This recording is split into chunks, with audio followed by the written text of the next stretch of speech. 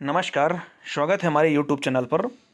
हम आशा करते हैं कि आपके जो पेपर चल रहे हैं अच्छे चल रहे होंगे। अब लगभग पेपर लास्ट की ओर ही चल रहा है, 14-15 अप्रैल तक लगभग चलेंगे ये पेपर। तो इसमें ज़रूरी है कि यदि आपका पेपर बचा हुआ है तो प्रीवियस ईयर पेपर को ज़रूर समझें और उनसे क्वेश्चन को थोड़ा सा रिवाइज करें, जिससे आपको पैटर्न और उसका जो उसका लेवल है वो समझ में आएगा। तो आज हम आपको दिखा रहे हैं 28 मार्च 2017 का पेपर, जो कि सेकेंड शिफ्ट का पेपर था। इसका जो पहला चैप्टर है वो ग्रेड न्यूट्रिशन एंड हेल्थ का है। तो चलिए इसके हम पूरे क्वेश्चन दिखाते हैं आपको। पहला है, माता की वह आदत जो गर्भस्थ शिशु के लिए हानिकारक हो सकती है। माता की वह कौन सी आदत है जो गर्भस्थ शिशु को हानिकारक हो सकती है। पहला इसका ऑप्शन है उपवास रखना, ये तो बिल्कुल हानिकारक ही है। स्मोकिंग, धूम्र करना, ये भी हानिकारक है। और ऑल ऑफ द एव यानी उपरोक्त सभी। तो कम प्रोटीन वाला आहार और कम कार्बोहाइड्रेट वाला, तो ये भी है। तो इसका जो राइट आंसर है वो उपरोक्त सभी होगा।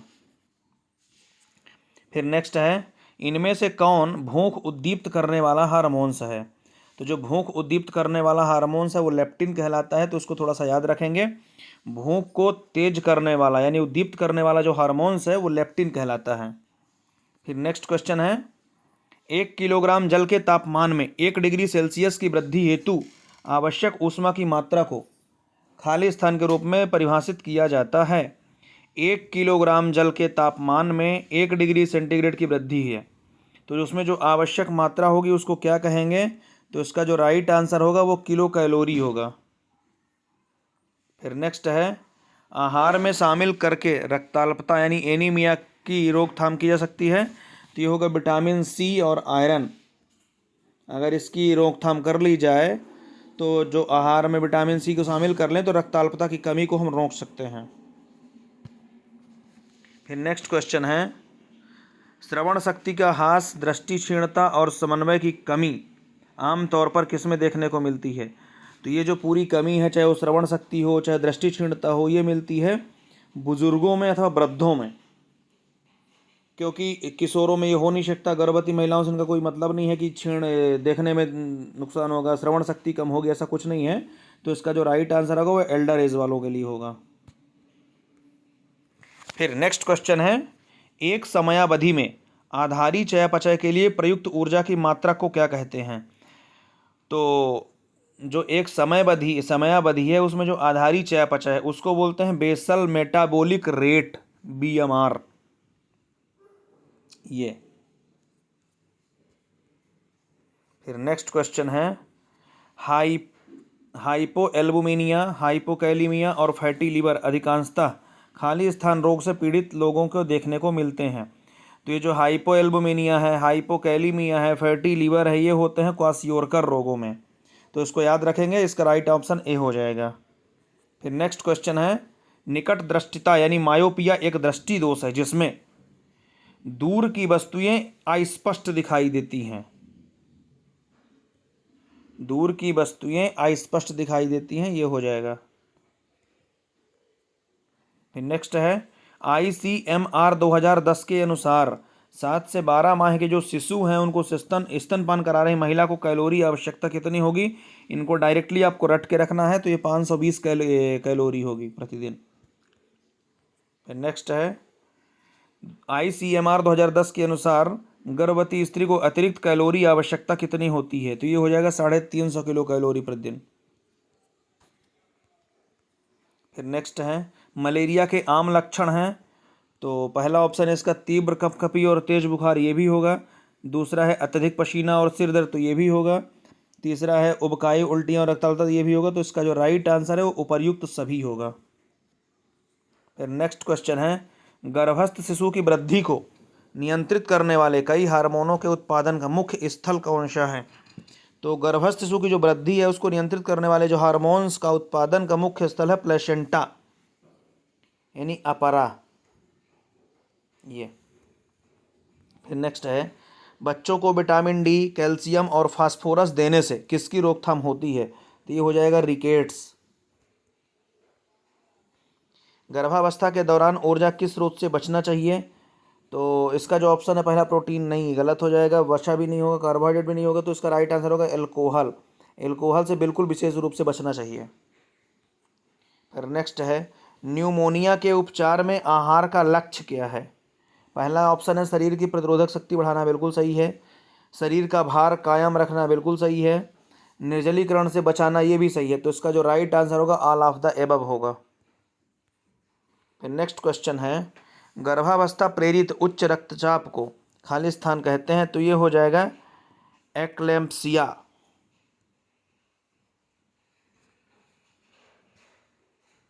फिर नेक्स्ट क्वेश्चन है, खाली स्थान है के आकलन के लिए पूर्व विद्यालयी बच्चों की प्रोटीन पोषण स्थिति का आकलन करने हेतु सीरम एल्बुमिन के स्तर को संकेतक के रूप में प्रयोग करते हैं, तो इसका जो राइट आंसर होगा PEM होगा। फिर नेक्स्ट है, इनमें से किसे छोड़कर अन्य सभी पोषण संबंधी विकार सामान्य से अधिक पोषण संबंधित है, तो इसका जो राइट आंसर हो जाएगा वो अस्थि मृदुता हो जाएगा।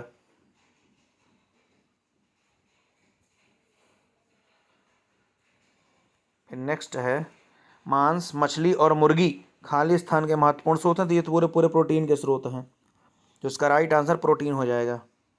फिर नेक्स्ट है, चूंकि बचाव इलाज से बेहतर है, तो खाली स्थान के द्वारा टाइफाइड से बचाव किया जा सकता है।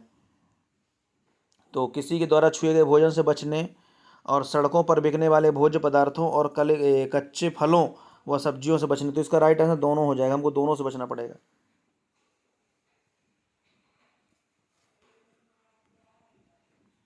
फिर नेक्स्ट है, 1 ग्राम प्रोटीन से खाली स्थान मिलता है, तो 1 ग्राम प्रोटीन से 4 किलो कैलोरी मिलती है, तो इसका राइट आंसर ए हो जाएगा। इनको अच्छे से आपको याद रखना है, सीधे फैक्चुअल क्वेश्चन आ रहे हैं ये। गर्भावस्थाकालीन मधुमेह खाली स्थान में देखने को मिलता है, तो जो गर्भावस्थाकालीन मधुमेह होगा तो गर्भवती स्त्रियों में होगा, सीधी सी बात है। नेक्स्ट है, प्रसव के तुरंत बाद माता द्वारा उत्पन्न दुग्धसम स्राव जो नवजात शिशु को पिलाने के लिए निकलता है उसको कहते क्या है? ये कई बार क्वेश्चन आ चुका है, इसको याद रखेंगे, कोलेस्ट्रम बोलते हैं इसको। फिर नेक्स्ट है, कुपोषण के एक प्रकार PEM का पूरा नाम क्या है? तो PEM है उसका प्रोटीन ऊर्जा कुपोषण होगा। प्रोटीन ऊर्जा कुपोषण कहाँ है? ये ऑप्शन नंबर 3। फिर नेक्स्ट है, चिकन पॉक्स कौन से नामक विषाणु से होता है? तो वेरिसोला से होगा, ये वेरिसोला जोस्टर वायरस ये। फिर नेक्स्ट है, HIV का पूरा नाम तो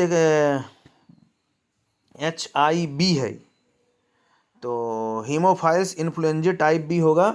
एक HIV ये वाला भी होता है, उसको भी याद रखेंगे, ह्यूमन इम्यूनो वायरस, ये अलग है और ये अलग है, इसका नाम है हीमोफाइलिस इन्फ्लुएंजा टाइप बी। फिर नेक्स्ट है, ग्रामीण भारत में किशोरियों में मासिक धर्म से संबंधित स्वच्छता को बढ़ावा देने की योजना किस आयु वर्ग पर केंद्रित है? तो ये है 10 से 19 वर्ग पर, 19 वर्ष वाली आयु पर। फिर नेक्स्ट है, रतौंधी या निक्टेलोपिया किस पोषक तत्व की कमी के आरंभिक स्रोतों में से एक है? तो इसका राइट आंसर होगा विटामिन ए। फिर नेक्स्ट है, जीरोस्टोमिया लार नहीं बनना इनमें से किस में अधिक पाया जाता है? तो ये होगा बुजुर्गों में। फिर नेक्स्ट क्वेश्चन होगा, उल्टियां होने के दौरान इनमें से कौन सा खाद्य पदार्थ नहीं लेना चाहिए? दूध व दूध के उत्पाद बिल्कुल नहीं, अल्कोहल भी नहीं, कार्बनीकृत पेय भी नहीं, तो इसका राइट आंसर होगा उपर्युक्त तो सभी। फिर नेक्स्ट है, संपूरक आहार दूध छुड़ाने की शुरुआत किस आयु से जानी जाती है? तो ये हो जाता है 6 माह में। फिर नेक्स्ट है, राष्ट्रीय अंधता नियंत्रण कार्यक्रम यानी 12वीं पंचवर्षीय योजना के अंतर्गत किस वर्ष में आरंभ किया गया था? तो जो 12वीं पंचवर्षीय योजना है तो 1976 होगा। फिर नेक्स्ट है, मुख के कोनों पर सोथ और दरार यानी फटन की स्थिति क्या कहते हैं? तो ये ओष्ठ विदरता कहलाता है, चेलोसिस। ये सीधा सीधा आपको फैक्ट पढ़ना है, सीधे याद करने वाले क्वेश्चन सीधे आ रहे हैं ये। ट्यूबरकुलोसिस की रोकथाम किसके माध्यम से की जाती है? BCG का टीका, बिल्कुल सही है। इसका फुल फॉर्म आप कमेंट बॉक्स में बताएंगे। शिक्षा और खांसने के शिष्टाचार ये दोनों होंगे, तो इसका राइट आंसर होगा बोथ ऑफ द एबव। फिर नेक्स्ट क्वेश्चन है, शुद्ध रूप से शाकाहारी खान पान वाले व्यक्तियों में विशेष रूप से 5 से 6 वर्ष की आयु के बाद खाली स्थान के परिसंचरणशील स्तर आमतौर पर कम होते हैं। तो जो 5 से 6 वर्ष की आयु वाले बच्चे हैं उनके बाद जो खान पान वाले व्यक्ति हैं तो उसके लिए विटामिन B12 आवश्यक है। फिर नेक्स्ट है, राष्ट्रीय मानसिक स्वास्थ्य कार्यक्रम खाली स्थान के मानसिक स्वास्थ्य संबंधी मुद्दों को संबोधित करने के लिए डिजाइन किया गया है, तो ये होगा किशोरों के लिए, क्योंकि नवजात शिशु से इनका कोई मतलब नहीं है। गर्भवती माताएं लगभग जानकारी उनको होती है, बुजुर्ग हैं, तो इनका जो राइट आंसर है वो किशोर होंगे। फिर नेक्स्ट है, जन्म के समय कम भार को कितने पाउंड से कम भार के रूप में परिभाषित किया गया है, तो ये 5.5 पाउंड को। तो इसका राइट आंसर होगा ऑप्शन नंबर 3। फिर नेक्स्ट है, किशोरों के लिए आयरन एवं फोलिक अम्ल की टैबलेट किस रंग की होती है, तो आयरन की नीली गोली होती है। फिर नेक्स्ट है, डीपीटी वैक्सीन किन रोगों से सुरक्षा के लिए दी जाती है, तो डी से डिप्थीरिया, टी से टिटनेस और पी से हो जाता है परट्यूसिस। तो इसका जो राइट आंसर होगा डिप्थीरिया, परट्यूसिस और टिटनेस, ये तीनों जिसमें होंगे, ये ऑप्शन नंबर 3 होगा। यहाँ पे थोड़ा सा ध्यान रखेंगे, डी से डिप्थीरिया ही होता है, डिसेंट्री नहीं ध्यान रखेंगे, नहीं गड़बड़ हो जाएगा। नेक्स्ट है, रोटा वायरस अधिकांशतः बच्चों को प्रभावित करता है, इसका संक्रमण इनमें से किस नैदानिक स्थिति का कारण बनता है, तो जो रोटा वायरस है वो बनता है उल्टियाँ, दस्त, उदर में दर्द के लिए, यानी पेट में दर्द के लिए। तो इसका राइट आंसर ये वाला होगा, ऑप्शन नंबर 2। फिर नेक्स्ट है, काली खांसी मुख्यतः खाली स्थान द्वारा फैलती हैं, तो इसका जो राइट आंसर होगा वो बिंदुक संक्रमण एवं सीधे संपर्क से होगा। फिर नेक्स्ट है, ICMR 2010 के अनुसार गर्भवती महिलाओं के लिए जिंक की कमी RDA क्या कहलाती है, तो 12 मिलीग्राम प्रतिदिन चाहिए इसको। तो राइट आंसर ऑप्शन नंबर 4 होगा। फिर नेक्स्ट है, फोलेट के संबंध में इनमें से किसे छोड़कर अन्य कथन असत्य हैं, फोलेट के बारे में। तो पहला क्या कहता है, असत्य पूछ रहा हमसे, फोलेट कोशिका विभाजन के लिए महत्वपूर्ण होता है, बिल्कुल सही है ये। दूसरा पूछ रहा है, फोलेट की कमी से गर्भावस्थाकालीन मधुमेह हो सकता है, ये सही तो नहीं है, पर और ऑप्शन तक देख लेंगे। फोलेट की कमी तंत्रिका नाल दोषों, न्यूरल ट्यूब डिफेक्ट से संबंधित है, ये सत्य है। पालक, मसूर की दाल, फोर्टिफाइड अनाज फोलेट के समृद्ध स्रोत है, बिल्कुल सही है। तो इसका राइट आंसर यही होगा, फोलेट की कमी से गर्भावस्थाकालीन मधुमेह हो सकता है। तो इसका जो राइट ऑप्शन है वो 2 नंबर हो जाएगा। फिर नेक्स्ट है, गर्भावस्था में जिंक की कमी खाली स्थान का कारण बन सकती है, तो जन्म के समय कम भार, बिल्कुल सही है। दूसरा, DNA और RNA के संश्लेषण में क्षीणता, ये भी सही है। तो इसका राइट आंसर होगा उपरोक्त दोनों। फिर नेक्स्ट है, इनमें से कौन सा समूह अस्थि सुस्थिरता प्रति अधिक सुरक्षित है, तो नवजात शिशु नहीं होगा, किशोर भी नहीं, तो इसका जो राइट आंसर हो जाएगा ये रजोनिवृत्त स्त्रियां। फिर नेक्स्ट है, स्थानिक यानी एंडेमिक रोग का अर्थ क्या है, तो ये एंडेमिक का मतलब होता है एक विशिष्ट क्षेत्र की समस्या, ऑप्शन नंबर 3। नेक्स्ट है, प्रतिरक्षीकरण एक महत्वपूर्ण है, तो जन स्वास्थ्य हस्तक्षेप है, स्वास्थ्य निवेश ये भी है, अशक्तता रोकथाम ये भी है, तो इसका राइट आंसर होगा उपरोक्त सभी। फिर नेक्स्ट है, दस्त के आम कारण क्या हैं, तो जीवाणु, विषाणु, परजीवी संक्रमण है, एंटीबायोटिक जैसी औषधियाँ तो ये भी है, और लैक्टोज असहता तो ये भी है, तो इसका राइट आंसर होगा उपरोक्त सभी। फिर नेक्स्ट है, एक भोजन संबंधी विकार जिसके अभिलक्षण है शरीर का भार असामान्य रूप से कम होना और भार बढ़ने का भय है, तो इसका जो राइट आंसर हो एनोरेक्सिया नर्वोसा होगा। नेक्स्ट है, इनमें से कौन एक डाइसैकेराइड नहीं है, तो ये होगा गैलेक्टोज, क्योंकि सुक्रोज, लैक्टोज ये दोनों डाइसैकेराइड हैं। फिर नेक्स्ट है, बेरी बेरी किस विटामिन की कमी से होता है, तो ये थायमिन होगा। फिर नेक्स्ट है, स्वास्थ्य एवं परिवार कल्याण मंत्रालय द्वारा खाली स्थान में राष्ट्रीय कृमि मुक्ति दिवस आरंभ किया गया था, तो राष्ट्रीय कृमि जो मुक्ति दिवस है ये फरवरी 2015 में हुआ था, इसको याद रखेंगे, कई बार पूछा जा चुका है ये। फिर नेक्स्ट है, भारत के आयोडीन न्यूनता नियंत्रण कार्यक्रम के अनुसार मनुष्य की सामान्य वृद्धि और विकास के लिए आयोडीन आवश्यक है, तो 100 से 150 माइक्रोग्राम होता ही है, तो इसको याद रखेंगे। फिर नेक्स्ट क्वेश्चन है, ICMR 2010 के अनुसार वयस्क निष्क्रिय पुरुष कर्मी के लिए कैलोरी और प्रोटीन की RDA कितनी होनी चाहिए? तो ये 2320 ग्राम किलो कैलोरी चाहिए प्रतिदिन और 60 ग्राम अपना प्रोटीन चाहिए। फिर नेक्स्ट है 25 फरवरी 2012 को विश्व स्वास्थ्य संगठन ने भारत को खालिस्तानग्रस्त देशों की वैश्विक सूची से निकाल दिया था। तो जो 25 फरवरी 2012 को लिस्ट आई थी WHO के माध्यम से, उसने पोलियो महामारी से इसको निकाला था। अब आ रहा है फिर सेकंड पार्ट, जनरल नॉलेज है, लॉजिकल एबिलिटी है। तो इसको थोड़ा सा देखेंगे। जनरल वाले हम क्वेश्चन दिखा रहे हैं, लॉजिकल वाले आप हल कर लेंगे, क्वेश्चन देख लेंगे और फिर इनको रफ पेन में हल कर लेंगे। कौन सा शब्द जठरांत्र मार्ग से खाद्य पदार्थों की गुदा की ओर बढ़ाने वाली पेशी संकुचन की तरंग का वर्णन करता है? तो इसका जो राइट आंसर होगा वो क्रमाकुंचन होगा। फिर नेक्स्ट है DRDA की स्थापना किस वर्ष हुई थी? तो 1980 में हुई थी। आपको DRDA का फुल फॉर्म बताना है कमेंट बॉक्स में। फिर नेक्स्ट ये लॉजिकल वाला क्वेश्चन आप हल कर लेंगे। कंट्रोल प्लस यस क्या करता है? तो ये सेव का काम करेगा। फिर ये लॉजिकल हल करेंगे। नेक्स्ट क्या कह रहा है, इनमें से किस समय पर यौन परिपक्वता प्राप्त हो जाती है? तो ये वयः संधि पर, प्यूबर्टी एज जब आती है तो वो परिपक्व हो जाती है। फिर नेक्स्ट है प्रधानमंत्री कौशल विकास योजना किसके लिए लिया गया था? तो कौशल विकास ये युवाओं से लिया गया था। फिर इनमें से त्रिभुज गिन लेना है आपको। फिर नेक्स्ट क्या कह रहा है, एड्स एक संक्रमित व्यक्ति दूसरे संक्रमित व्यक्ति को किसके माध्यम से फैलता है? तो इसमें जो ऑप्शन है वो रक्ताधान होगा, क्योंकि भोजन साझा करने से नहीं होगा, कंघा साझा करने से नहीं होगा, मच्छर के काटने से नहीं होगा, तो यह रक्ताधान यानी खून चढ़ाने से होगा।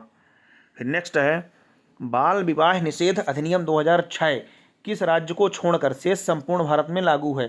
तो ये पहले जो लागू हुआ था ये जम्मू कश्मीर में था, तब तक ये अलग था जम्मू कश्मीर, इसलिए जम्मू कश्मीर को छोड़कर लगभग पूरे नियम लागू होते थे पहले। फिर नेक्स्ट है कंट्रोल प्लस C क्या करता है? तो ये कॉपी करेगा। फिर नेक्स्ट क्वेश्चन है, ये लॉजिकल वाले हल कर लेंगे। बाल श्रम निरोध अधिनियम खालिस्तान में सरकार द्वारा संशोधित किया गया था, तो ये अक्टूबर 2006 में किया गया था। फिर नेक्स्ट है यौवनारंभ तक ले जाने वाले परिवर्तनों की अवधि को क्या कहते हैं? तो ये वयः संधि कहते हैं, प्यूबर्टी।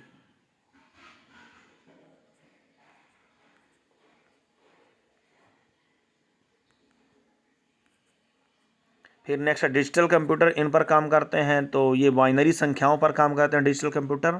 फिर नेक्स्ट है इंदिरा आवास योजना यानी IA-22 क्या उपलब्ध कराती थी? तो आवास योजना है तो आवास उपलब्ध कराएंगी। तो ग्रामीण में जो गरीब थे पहले उनके लिए आवास उपलब्ध कराए जाते थे, अब तो शहरी में भी हो गया जो PM आवास के नाम जाने जाते हैं, लेकिन ये जो पहले योजना आई थी ग्रामीणों के लिए, गरीबों के लिए आवास था, जो ग्रामीण में गरीब हुआ करते थे। पीयूष ग्रंथि को मास्टर अंतःस्रावी ग्रंथि भी कहा जाता है और यह किसके नियंत्रण अधीन में होती है? तो ये हाइपोथैलेमस होगा। फिर नेक्स्ट है SEN का पूरा नाम क्या है? तो ये SEN स्पेशल एजुकेशन नीड्स होती हैं।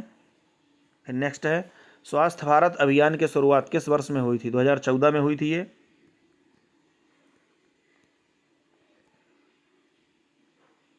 जिला अधिकारी किसका अध्यक्ष होता है? तो जो जिला परिषद का होगा, ग्राम पंचायत का नहीं है, पंचायत समिति का नहीं होगा, ग्राम सभा के भी नहीं होगा, तो जिला परिषद ग्राम सभा का होगा। फिर नेक्स्ट है इनमें से किसे राष्ट्रीय महिला आयोग अधिनियम 1990 के अंतर्गत स्थापित किया गया था? तो NCW है, इसका फुल फॉर्म आपको बताना है।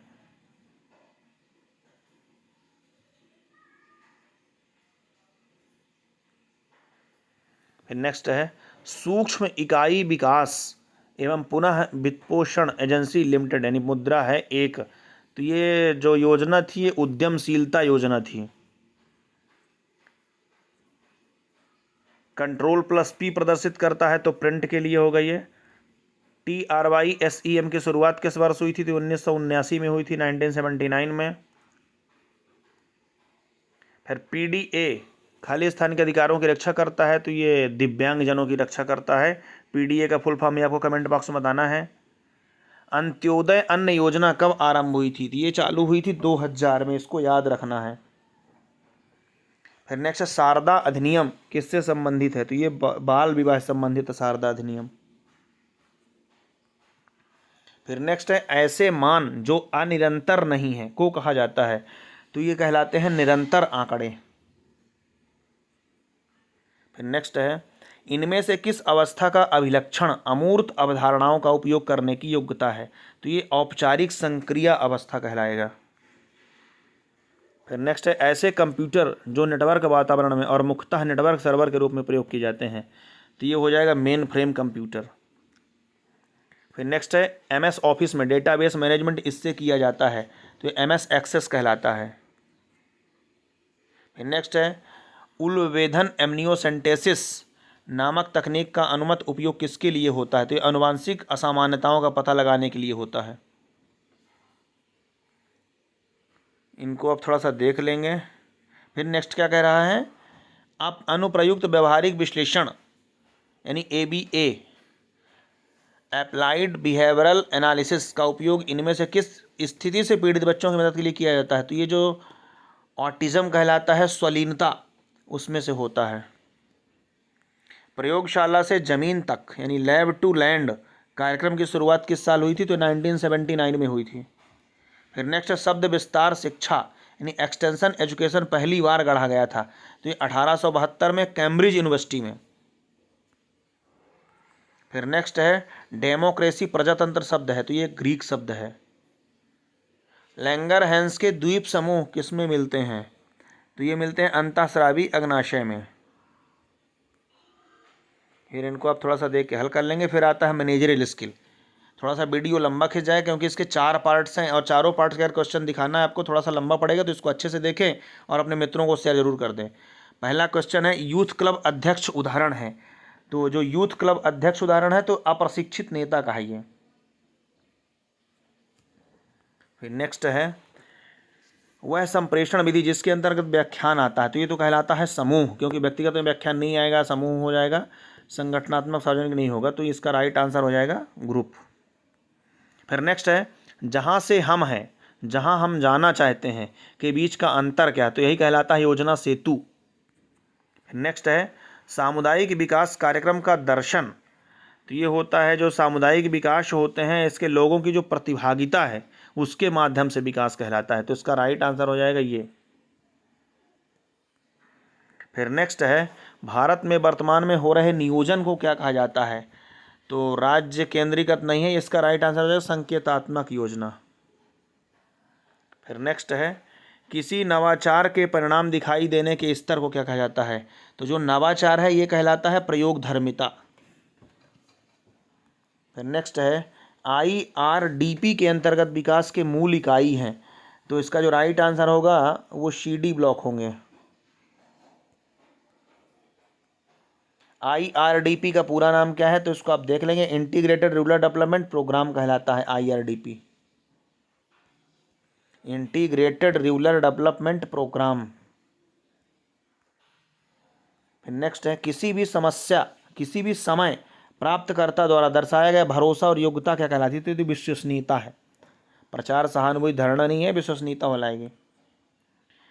फिर नेक्स्ट है, यह परिवर्तन के क्रमिक व अनुक्रमिक चरणों को सूचित करता है, तो क्रमिक और जो अनुक्रमिक चरण होंगे उसको सूचित करता है विकास, तो इसका राइट आंसर होगा डेवलपमेंट।